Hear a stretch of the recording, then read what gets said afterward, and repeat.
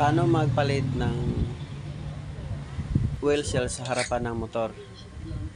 Una, tanggalin muna natin ang lock sa ilalim ng shock.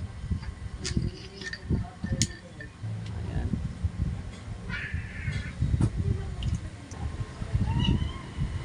Tapos sahurin natin yung langis. Uy, kulay putik na. Yan na po yung langis niya, guys. Sobrang tagal na hindi napalitan yung langis. Parang putik na po. Ayan. Tanggalin natin yan. Yung outer tube ng shock.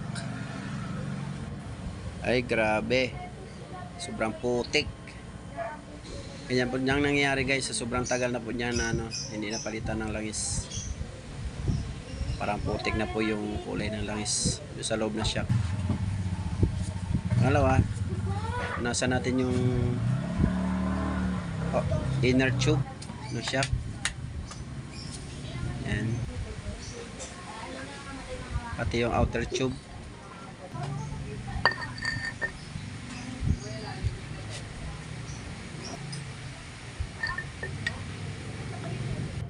So, tanggalin natin yung cover dyan sa taas ng shock.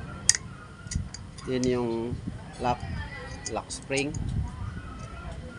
Yan, yung pinaka-lock sa niya sa oil seal. Tapos yung pinaka-oil seal yung papalitan natin yan. Yun ang papalitan natin. Yun yung oil seal ng shock.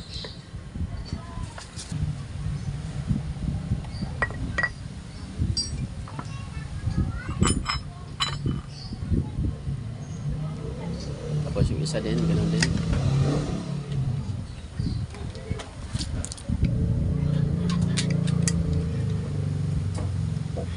Yan, tatanggalin natin yung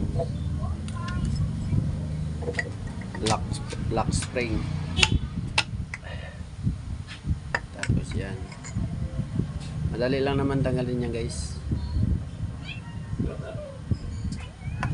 Kailangan alam mo rin kung paano ilagay yung ipapalit mo na oil seal.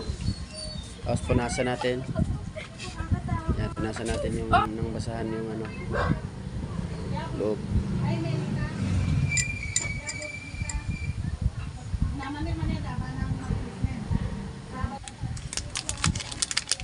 Ito yung gagamitin natin na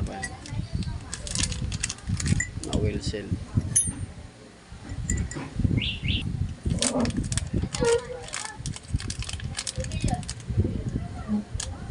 Yan, guys, ilalagay natin.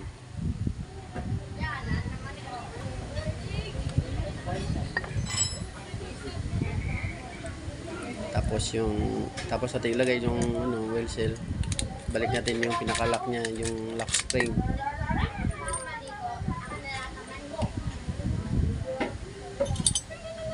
Lahat po na shock na ganyan, guys, meron po talagang lock spring yan. Para pag nagpapam yung shock, hindi matatanggal. Yung doon, yung rubber, nilagay natin.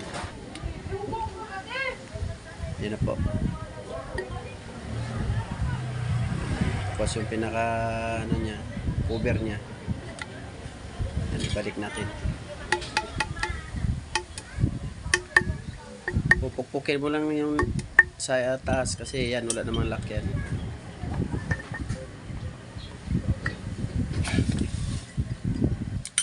Ganon din yung isa.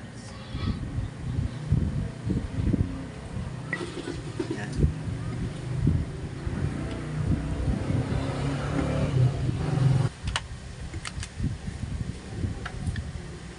Siguraduhin lang natin, guys, na maayos ang pagkalagay. Kasi kung hindi maayos pagkalagay, may posibilidad pa rin kahit bago na yung natin, yung pinalit na oil seal. Kung nabaligtad pagkalagay yun, posibilidad pa rin na maglilik, tagas yung ginawa natin.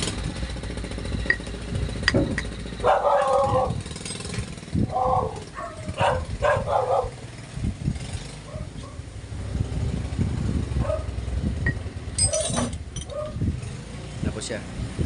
Tapos nating ilagay, punasan natin siya.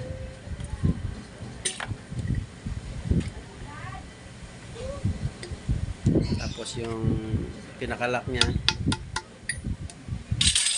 yung guma na yan, wala pong lock yan eh. Yung pinaka ano niya, cover lang niya yan.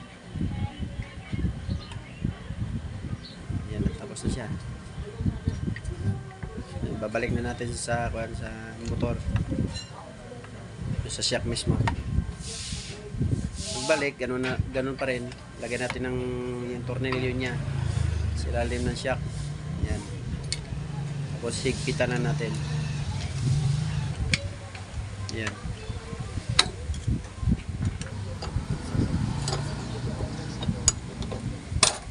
Tapos sa paglalagay ng langis guys,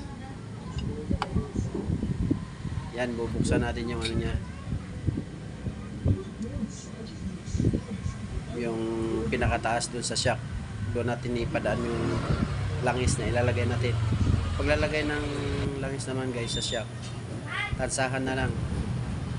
Kung nasa'yo na, kung gusto mo patigasin yung ano, hindi masyadong malambot yung shock mo, o katamtaman lang, nasa'yo na yun. Kung gusto mo na medyo matigas or sobrang lambot yung shock mo, kung magpapagawa kayo, i-advise mo na lang na yan ang gusto mo na lambot ng shock. Sa akin naman, kasi sa sidecar ko siya nilagay, medyo matigas siya ng kunti, hindi siya medyo malambot, katamtaman lang. Kasi kung may karga tayo na mabigat, tama lang na nagpapam. Hindi rin pwede kasi na sobrang lambot pag sa sidecar mo ilagay. Isang follow naman dyan, subscribe at share sa ating channel. Thank you for watching.